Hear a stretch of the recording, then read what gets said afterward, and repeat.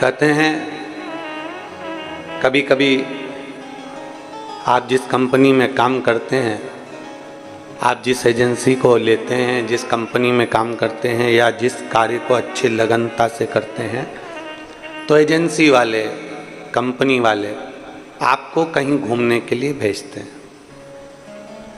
पता है आप लोगों को? और बोलो तो जम के, पता है ना? अगर एजेंसी है आपके पास में या कोई कंपनी में आप नौकरी कर रहे हैं, सर्विस कर रहे हैं और बहुत अच्छी सर्विस, बहुत अच्छी नौकरी, बहुत अच्छे तरह से आप अपनी एजेंसी को संभाल रहे हैं, तो कंपनी वाले आपको कहीं ना कहीं टूर पर भेजते हैं। शिव महापुराण कथा उसमें किराया आपका नहीं रहता। किराया किसका? जम के बोलो, कंपनी वाले का। रुकना किसका? कंपनी वाले का। भोजन किसका? कंपनी वाले का। सब कुछ कंपनी वाले का रहता है। आपको तो केवल एंजॉय करो, आनंद करो और घूम फिर कर वापिस अपने घर पर आ जाओ। एक बात अपने अंदर उतार कर रखना, जब कंपनी वाले खुश होते हैं तो आपको घूमने के लिए भेजते हैं, कहीं विदेश भेजते हैं, कहीं अन्य जगह भेजते हैं।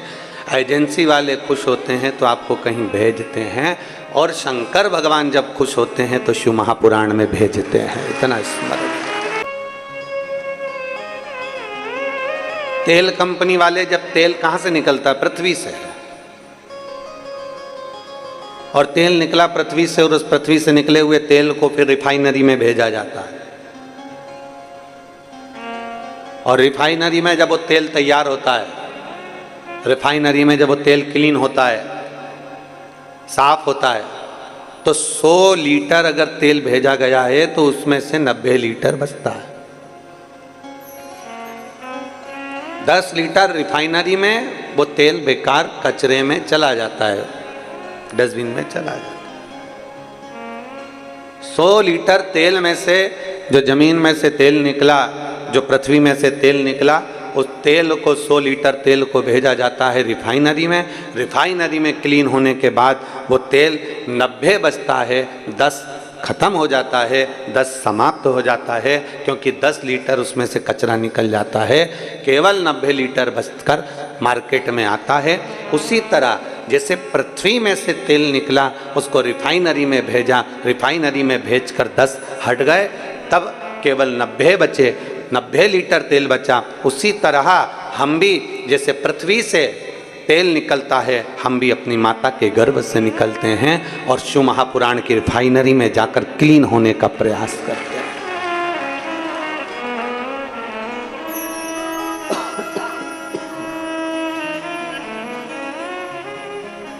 ये रिफाइनरी शिव महापुराण की कथा, इसमें हमारे काम, लोभ, आसक्ति, वासना, तृष्णा, मोह, क्रोध, ये सब समाप्त हो जाता है।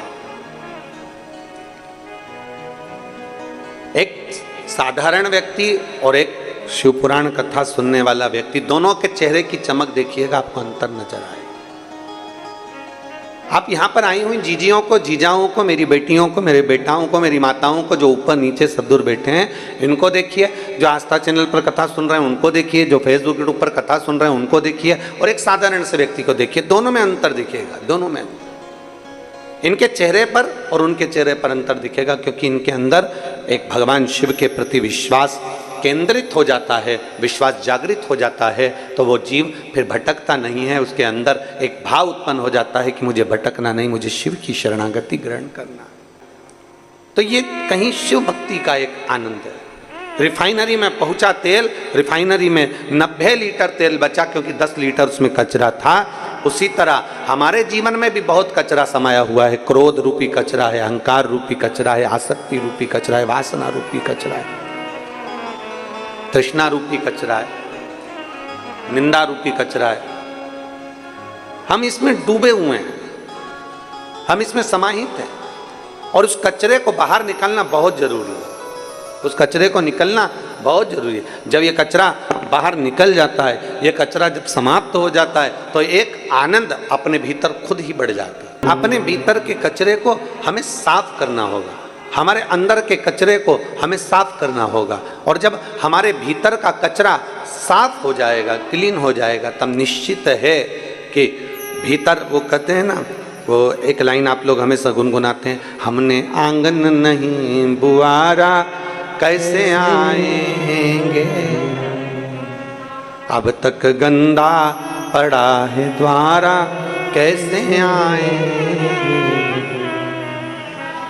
हमारे आंगन को हम नहीं बुआ रहे। आंगन से मतलब ये नहीं है कि आपने अपना घर नहीं बुआ रहा, घर में झाड़ू नहीं लगाई, पोछा नहीं लगाया, सब कुछ घर तो क्लीन रखा है। घर में तो पर्दे भी बदले हैं, घर में तो तुम बेडशीट भी बदलते हो, घर में तो रोज नूतन भोजन भी बनाते हो, घर में तो तुम रोज श्रृंगार भी करते हो, घर में तो तुम रोज नया नया कुछ करने का प्रयास करते हो। शिव महापुराण की कथा भी यही कहती है, जैसे घर में रोज पोछा लगाना जरूरी है, घर में रोज झाड़ू लगाना जरूरी है, घर में रोज सफाई करना जरूरी है, रोज नया श्रृंगार करना जरूरी है, रोज नई साड़ी कपड़ा वस्त्र आभूषण पहनना जरूरी है, उसी तरह अपने मन को भी प्रतिदिन नूतन करना जरूरी है, नया करना जरूरी है, भगवान का भजन करना जरूरी है। वो क्यों छूटे? और जब हमारे भीतर का अहम, हमारे भीतर का अहंकार, जब हमारे भीतर की आसक्ति, जब हमारे भीतर की तृष्णा, लोभ, ये सब समाप्त ही नहीं होता, तब तक परमात्मा मिल भी नहीं सकता। बहुत कठिन है महाराज। इसलिए तो शास्त्र कहता है कि त्रेता में, सतयुग में यज्ञ से, अनुष्ठान से, साधना से, भजन से, आदिक आदिक तप साधना से प्रभु मिल जाते थे। पर कलयुग केवल एक ऐसा है कि जिसमें कलयुग केवल नाम धारा और सुमर इस कलयुग में केवल एक नाम की आधारशिला है। आप जितना भजेंगे, आप जितना स्मरण करेंगे, उतना आपको सुख का अनुभव हो जाएगा। पर दिक्कत तो यही है ना कि व्यक्ति जपता तो है पर छलबस जपता है। भगवान का नाम जपता जरूर है, ऐसा नहीं कि संसार में कौन नहीं जपता।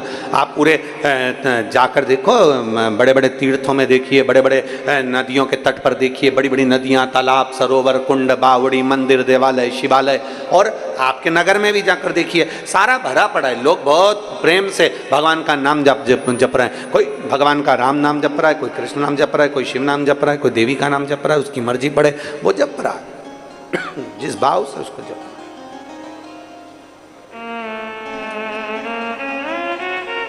उसका जैसा मन करता है वो जप रहा है। पर यदि 100 लोग उठाए जाएं और 100 लोग उठाने के बाद अगर उनमें से छांटा जाए कि इनमें से सही भजन कितने करें, सही भजन करने वाले कितने, भगवान शंकर को रिझाने वाले, भगवान को मनाने वाले कितने, 100 में से अगर हिसाब लगाया जाए तो कहीं थोड़ा सा 2-5 कुछ ऐसे निकलेंगे जो भगवान शंकर की सही भक्ति में लगे हुए हैं, सही भजन में लगे हुए हैं, सही स्मरण में लगे हुए हैं। बाकी के तो जितने आपको नजर आएंगे, हो सकता है कि कहीं ना कहीं वो विचलित हो अपने चित्त से, अपनी वृत्ति से, अपने मन से विचलित।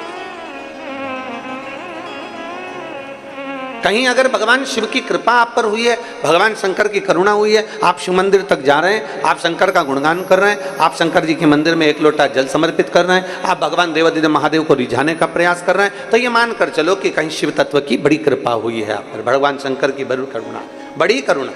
हमने पहले दिन भी कथा में कहा था, आज फिर कहते हैं, अपने घर जाकर अपनी नज़र जरूर उतरवा लेना कि भगवान शंकर की कितनी कृपा आप लोगों पर हुई, इसका कोई वर्णन नहीं, कितनी करुणा।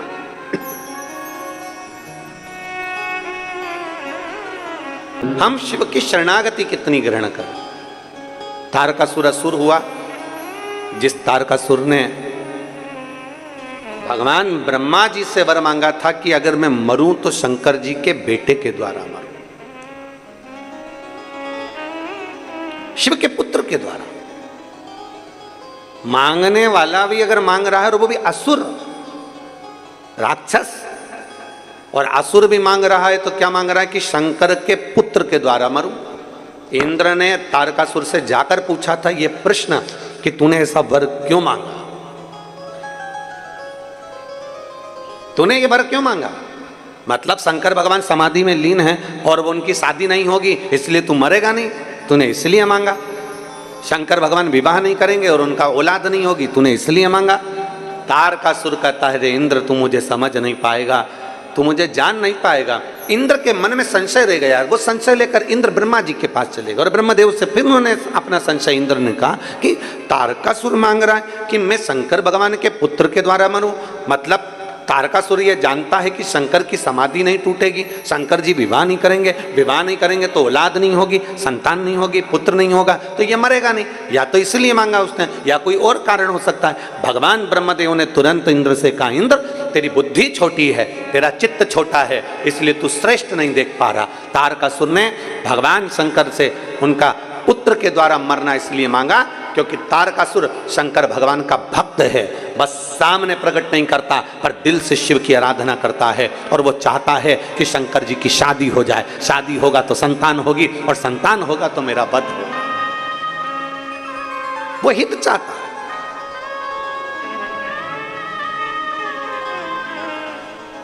अब दुनिया के लोग उसको आहित समझे। आपसे पूछें, बच्चा बहुत छोटा सा रहता है, बहुत छोटा सा, जन्म लिया बच्चे को 2 दिन में, 5 दिन में, 7 दिन में, 3 महीने में, 1.5 महीने में, 1 महीने में, 15 दिन में, 20 दिन में उसको इंजेक्शन लगता है, उसको टीका लगता है। आप सब माँ बैठी हो, आप सब मेरी जीजियां बैठी हैं, सब माताएं बैठी हुई हैं और सारी आस्था चैनल पर मेरी जितनी जीजियां कथा श्रवण कर रही हैं, जितनी मेरी माताएं कथा श्रवण कर रही हैं, वो जानती हैं गोदी में छोटा सा बच्चा है, अभी जन्मा, दुबला पतला छोटा सा, हड्डी हड्डी शरीर में उसके, छोटा सा, बहुत छोटा। अब जन्म लिया बच्चे में कितना प्राण होगा। पर आपसे पूछे मेरी जीजियों से कि आपको मालूम है कितना कष्ट से हुआ है, कितने साल के बाद हुआ है, कितनी मुश्किल से हुआ है। इतना छोटा सा तो बालक है, छोटा सा बच्चा है, छोटी सी बेटी, छोटा सा बेटा है, छोटा सा बाबू है। इसको अब डॉक्टर ने कहा है इसको इंजेक्शन लगेगा, टीका लगेगा, फिर भी माँ अपने हृदय पर पत्थर रखती है और अपने बच्चे को लेकर हॉस्पिटल में टीका लगवाने जाती है। गई कि नहीं गई? बोलो बोलो, जम के बोलो। गई। क्यों गई? काहे के लिए गई? जब उसका इतना चाहने वाला पुत्र, और उसको मालूम है रोएगा ये कम से कम अभी 4 दिन 5 दिन रात को भी नहीं सोएगा, रोता रहेगा रोता रहेगा रोता रहेगा। उसको मालूम है बुखार भी आएगा, उसको मालूम है इसको बुखार जरूर आएगा। माँ को मालूम है इसकी तबीयत खराब होगी, पड़ा रहेगा सुस्त होकर, रोता रहेगा, दूध भी नहीं पिएगा, माँ को सब मालूम। पर माँ फिर भी उसको इंजेक्शन लगवा रही है, उसको टीका लगवा रही है, क्योंकि उसको मालूम है कि आज अगर मैंने लाड़ प्यार में इसको टीका नहीं लगवाया तो इस बच्चे की पूरी जिंदगी खराब हो जाएगी। इसको कहीं मालूम पड़े कि कोई शरीर का रोग ना हो जाए, कहीं शरीर का रोग, इसका कोई हाथ पैर शरीर कोई ऐसा बेकार ना हो जाए, तो माँ उसको अपने हृदय पर पत्थर रखकर उसको टीका लगवाती, माँ उसको इंजेक्शन लगवाती। उसको मालूम है कि ये इसको कहीं ना कहीं इसको तकलीफ होगी, उसको मालूम है कि कहीं ना कहीं इसको कष्ट होगा, उसको मालूम है कहीं ना कहीं ये रोएगा, बुखार भी आएगा, शरीर में कष्ट भी होगा, फिर भी माँ उसको लेकर जाती है, टीका लगवाती है। क्यों? क्योंकि आज अगर इसको टीका नहीं लगा, इंजेक्शन नहीं लगा तो इसका कल बिगड़ जाएगा। उसी तरह संसार का हर व्यक्ति एक विचार, एक चित्त अपने मन में लेकर आए कि हमें 1 मिनट के लिए, 2 मिनट के लिए शिवालय जाना है, 1 लोटा जल चढ़ाना है। क्यों? क्योंकि अगर मैं आज नहीं गया तो मेरा कल बिगड़ जाएगा, इसलिए आज अगर मैंने जल चढ़ा लिया तो मेरा कल भी सुधर जाएगा। ये निश्चित है। हम उसके भरोसे जब हो जाते, आश्रित, उसके भरोसे जब हो जाते, वो संभाल।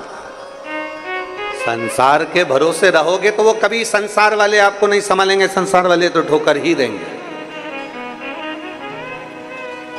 इस बेटी ने लिखा कि कई लोग यही कहते थे, बेटा नहीं है, बेटियां अपने घर चली जाएगी, कौन संभालेगा? ऐसा नहीं है, आपकी सोच गड़बड़ है, आपके विचार गड़बड़ है, आपकी सोच गड़बड़ है। जो सोचते हैं कि बेटियां अपने घर चली जाएगी, कौन संभालेगा?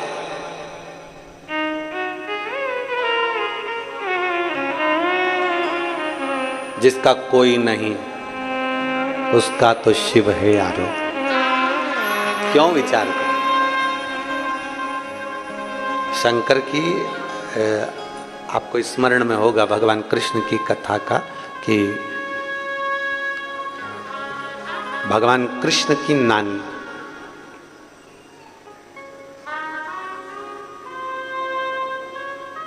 भगवान कृष्ण की नानी यशोदा जी की मां, जिनका नाम था पाटला देवी। क्या नाम था? पाटला देवी। यशोदा जी की जितनी बहन थी सबके घर में औलाद थी, बस यशोदा जी की यहाँ नहीं थी। यशोदा जी की जितनी बहन थी सबके घर संतान थी, पर यशोदा जी की यहाँ नहीं। अवस्था भी हो गई थी यशोदा जी की बहुत, पर पाटला देवी के मन में बहुत खलबली मचती थी, मेरी एक बेटी और उसके घर औलाद।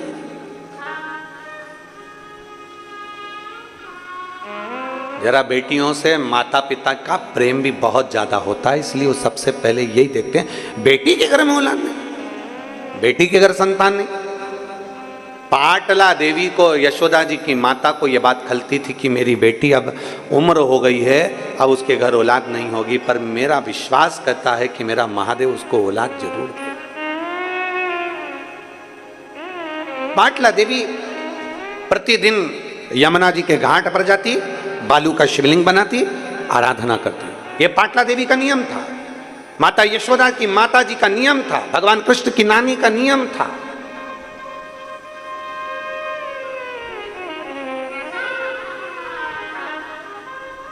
यमुना जी के घाट पर जाती और बनाती शिवलिंग, पार्थिव शिवलिंग का पूजन करती, आराधना करती, चाकरी करती।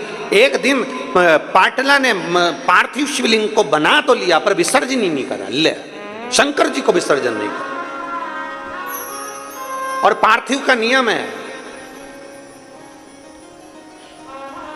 प्रदोष के दिन संध्या काल में रात्रि को हो सकता है, शिवरात्रि के दिन रात्रि को हो सकता है, पर बाकी के दिनों में चाहे सोमवार हो, मंगलवार हो, बुधवार हो, गुरुवार हो, शुक्रवार हो, शनिवार हो, बाकी के दिन अगर आप पार्थिव बना रहे हो तो रात्रि होने से पहले उसका विसर्जन होना जरूरी है।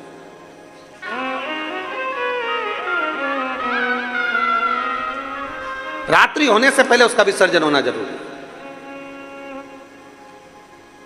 और शिवलिंग पार्थिव, पार्थिव का मतलब ये होता है कि पार्थिव लिंग बनाना, पार्थिव शिवलिंग बनाना, उसका चेहरा नहीं बनाया जाता। पार्थिव में कभी भी आंख, नाक, मुख ये कुछ नहीं बनाया जाता। पार्थिव मतलब पार्थिव, शिवलिंग मतलब शिवलिंग।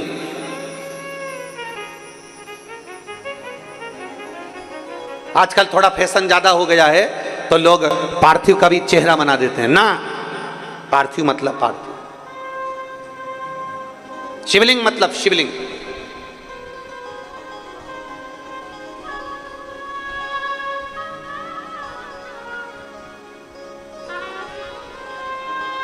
अब फैशन में लोग बनाने लगे, वो अपनी जगह पर शास्त्र जो कहता है, शास्त्र के अनुसार, शास्त्र में कहीं वर्णन नहीं आया कि आप शिवलिंग का, आप पार्थिव का कहीं मुख बनाओ कि नाक बनाओ कि आंख बनाओ। पार्थिव मतलब पार्थिव, शिवलिंग मतलब शिवलिंग, शिवलिंग का निर्माण। अब मां यशोदा जी की माता पाटला देवी ने पार्थिव लिंग का विसर्जन नहीं किया, घाट पर ही है, वहीं बैठी है, विसर्जन नहीं कर रही। और बस शिवलिंग के जो जलाधारी है उस जलाधारी पर, पार्थिव पर हाथ रखकर बैठी है और भगवान को पुकार रहे। हमने परसों की कथा में कहा था, पुकारे जाओ, पुकारे जाओ, पुकारे जाओ। 10 साड़ी देखते हो तब एक साड़ी पसंद आती है, 10 कपड़े देखते हो तब एक कपड़ा पसंद आता है। उसी तरह 10 बार पुकारोगे तब एक पुकार भोलेनाथ सुनता जरूर है। पुकारो, बोल बम का नारा है, आवाज। नाश्ता ज्यादा करिया है क्या? जरा दमदारी से बोलो, बोल बम का नारा है, सारी समस्या का हल यहां शिव तत्व कह रहा है 10 बार पुकारोगे तब एक पुकार मेरा शिव सुनेगा। 10 बार पुकारा सुनेगा। हाथ रखकर बैठ गई। कभी कभी तुम्हारा भी दिल कर जाए तो शिवलिंग हो, मंदिर देवालय शिवालय हो, शिवालय में जो जलाधारी होती है, जो चरण होते हैं जहाँ से पानी नीचे बहता है, वहाँ अपना हाथ रखकर कभी कभी बैठ गए। शिव, अगर मंदिर में भीड़ ना हो तो, भीड़ हो तो तुम फालतू मत बैठ जाना, नहीं तो हालत खराब हो जाए। भीड़ ना हो तो हाथ रखा बैठ गए। मुझे तेरा ही सहारा है मेरे भोले। हाथ शंकर के जलाधारी पर, उससे अपने मन की बात।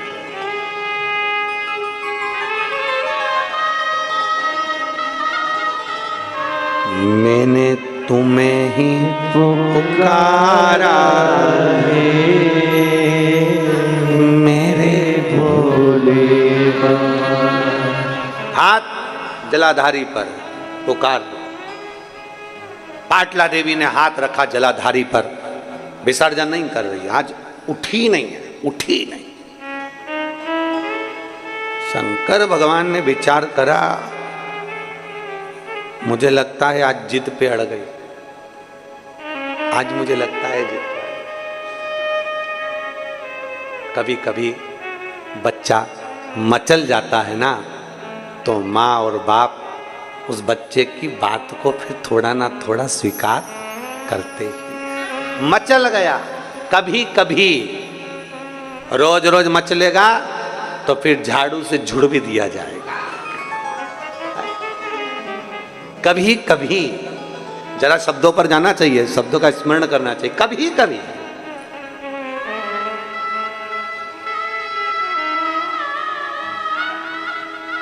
अब भगवान कृष्ण की नानी पाटला देवी हाथ रखकर बैठ गई, हिलती नहीं, बैठी वहीं पर पुकार रही, नमः शिवाय नमः शिवाय नमः शिवाय श्री शिवाय नमस्तुभ्यम पुकार रही। बाबा ने सोचा ये आज हिलने वाली नहीं है।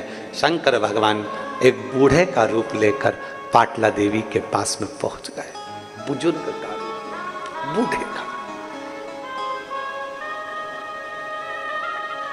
एक बूढ़े का रूप लेकर, बहुत बुजुर्ग का, बहुत बुजुर्ग।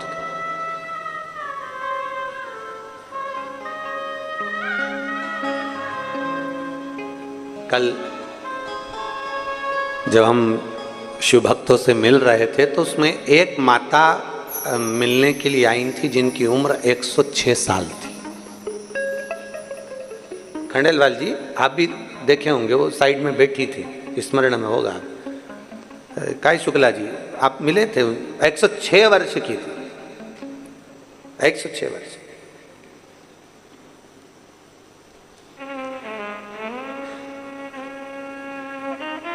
जब उनसे मिले और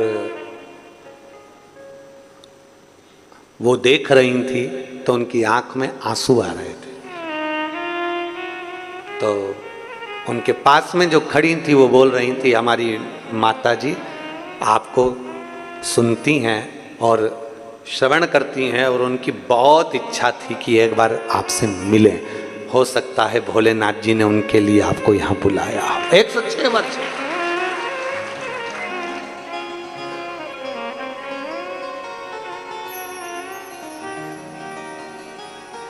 एक बुजुर्ग का रूप लेकर मेरे महादेव आते। कभी कभी हो जाता है शिव तत्व को प्राप्त करने का एक भाव प्रकट हो जाता है, शिव तत्व का।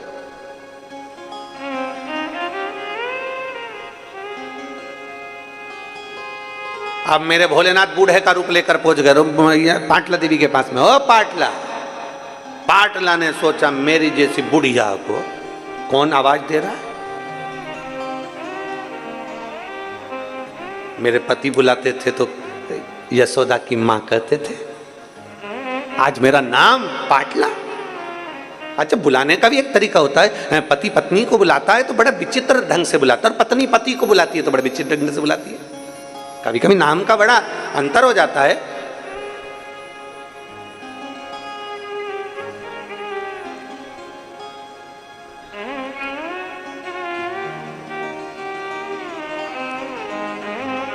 बड़ा नाम का अंतर है। अब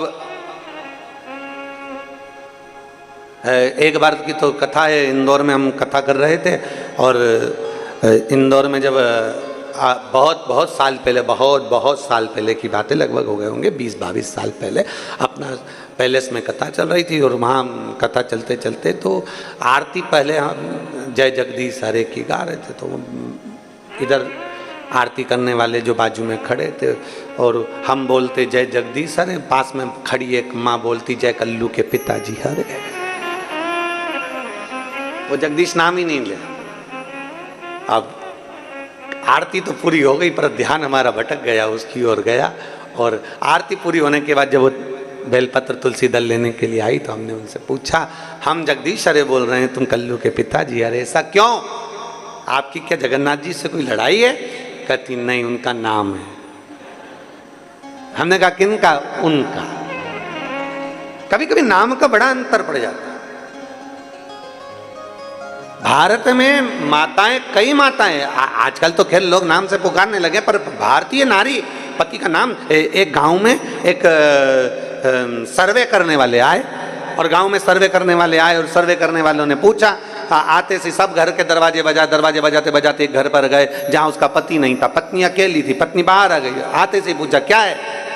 पति भी घर में है नहीं। पत्नी ने पूछा कौन है? हम सर्वे वाले। अच्छा, जरा तुम्हारा नामांकन सर्वे करना है, बोलो क्या पूछना है, बताओ तुम्हारा नाम क्या है? उसने बता दिया मेरा नाम बिमला है। अच्छा, फिर बच्चे कितने हैं? कि 4 बच्चे हैं। नाम बताओ, उनका नाम बता दिया। पति भी है, उसका नाम? अब सर्वे वाले बोले नाम बताओ, बताती नहीं, शर्माने लगी, बोली नहीं। सर्वे वाले बोले हम डबल से नहीं आ सकते, अपने पति का नाम बताओ। घर में बच्चे नहीं, स्कूल गए, कौन से पूछे, क्या करे? नेम प्लेट भी नहीं लगी, अब करे तो करे क्या? बताओ अपने पति का नाम। उसने कहा देखो मैं बताऊंगी पर तुम समझ जाओगे क्या? हाँ समझ जाएंगे, बता। तो क्या 3 गंजी और 3 गंजी कितनी हो गई? 3 गंजी और 3 गंजी कितनी हो गई? सर्वे वालों ने कहा 3 गंजी 3 गंजी। हाँ 3 गंजी 3 गंजी तो 6 गंजी, मतलब 6 गंजी। 3 गंजी 3 गंजी मतलब 6 गंजी। अच्छा, पति का नाम छगन जी है। पत्नी फिर शर्मा के इशारा करी, हाँ जी। नाम कैसे बोल? आज पाटला देवी को लगा कि पाटला नाम बोला, ये बड़ा विचित्र, मतलब इतना पाटला नाम बोलने के लिए सामर्थ्यता चाहिए। कौन बोल दिया? किसने पुकारा है? शिव जी आवाज लगाए वृद्ध के रूप में, पाटला, ओ पाटला। पाटला ने जो पलट कर देखा, कोई बुजुर्ग है। पाटला को गुस्सा आया। पाटला ने सोचा, माता पाटला ने विचार किया, बताओ मैं अच्छी खासी शंकर जी से प्रार्थना कर रही थी और ये बुढ़ा यहाँ, बुजुर्ग यहाँ आ गया और मेरे पूजन करने में तो मेरा पति भी मुझे नहीं उठने देता, बोलता ही नहीं। उसको मालूम है पति को भी कि उठने वाली तो है ही नहीं, तो पहले ही चाय बनवा लो, दूध बनवा लो, जो करना पहले। अगर ये पूजन में बैठ गई तो नहीं उठे। और कई माताओं की आदत रहती है, पूजन में अगर बैठी हैं और अगर कहीं बहू बेटा पोता पाती जो भी कोई है वो अगर कुछ थोड़ा बहुत भी छेड़ देना तो इसको बड़ा गुस्सा आता, बड़ा क्रोध। पर क्रोध नहीं करना चाहिए। पर पाटला मेरे को पुकारा, कौन पुकार रहा है? जो पलट कर देखा एक बुजुर्ग थे, डंडा टेकते टेकते आ रहे थे। पाटला ने पूछ लिया, बाबा क्या चाहते हो? बाबा कहते हैं बहुत भूख लगी है, बहुत बहुत।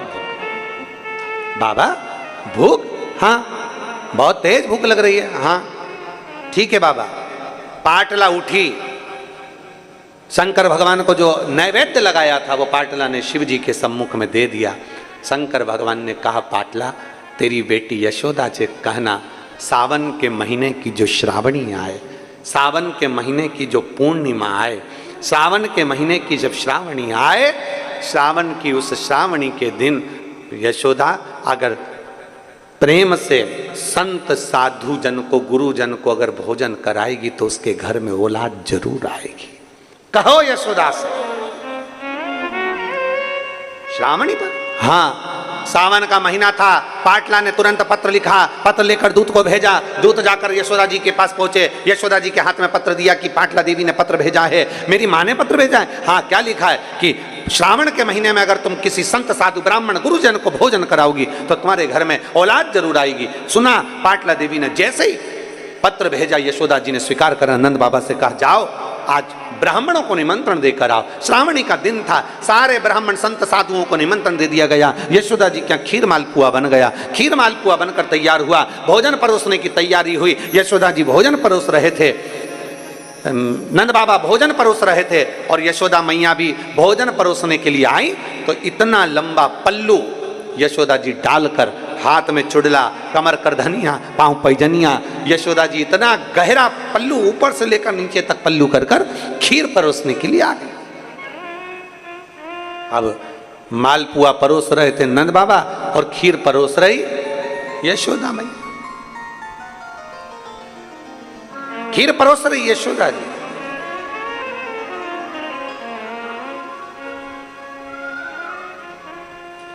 दूध सामग्री जो होती है ना, वंश की वृद्धि करती है। आप लोगों के स्मरण में है कि नहीं है? श्राद्ध पक्ष में सारा भोजन कोई भी लगाकर ब्राह्मण को जिमाए, उससे मतलब नहीं है।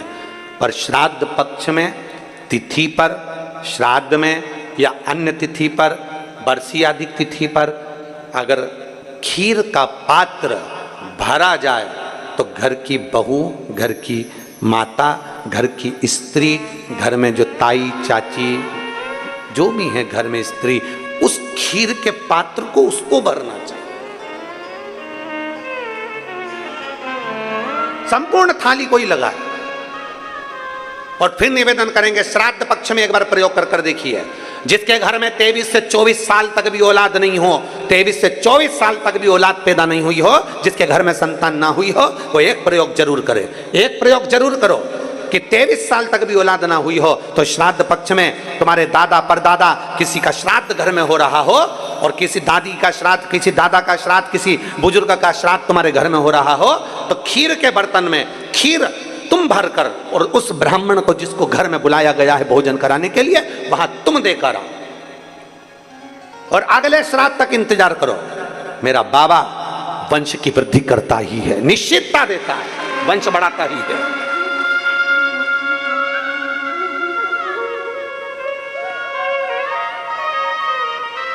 तीन तिथियां हैं, तीन तिथियां जिसमें महादेव को दूध जरूर चढ़ाना चाहिए। तीन तिथियां, और दूध कौन सा? हर कोई सा दूध नहीं, गौ माता का दूध लेकर, भले एक चम्मच, हम ये नहीं कहेंगे कि तुम गौ माता का दूध नहीं मिले तो तुम एक चम्मच दूध भी हो, छोटा सा 2 बूंद दूध भी हो, पर गौ माता का हो, गौ सेवा में लीन होने वाले, एक बूंद भी हो दिया, भले चम्मच भर हो, 2 बूंद का हो। 3 तिथियां हैं, पहला प्रदोष, दूसरी शिवरात्रि और तीसरे नंबर पर आती है सोमवार की अष्टमी।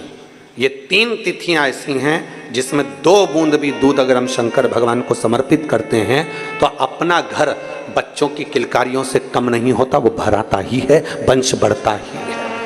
वंश बढ़ाने का एक सर्वश्रेष्ठ तरीका, जाओ और क्यों ना दे महादेव एक पत्र। मैं प्रेरणा खंडेलवाल, राजनंदगांव निवासी हूं, छत्तीसगढ़ की रहने वाली हूं। प्रेरणा खंडेलवाल, कहीं बैठी हो तो हाथ हिला सकती हूं। मैं राजनंदगांव की निवासी हूं, आपके हैं